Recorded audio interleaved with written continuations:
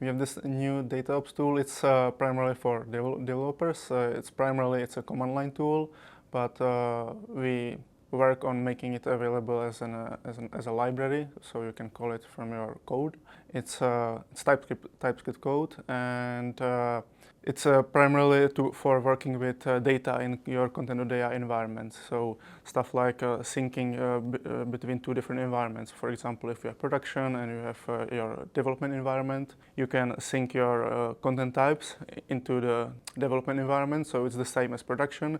Then you can make some changes on your development environment, test it out, and then sync it back into the production environment, so you don't break when you're experimenting with changes in your content types or taxonomies and stuff like that. You can also see a difference between two environments. So right after you make changes to your development environment, you can compare it with your production, and you can see what all the changes you did, and you can, I don't know, review it and stuff like that. It's fairly nice. It gives you a nice HTML where you see all the changes fairly visible.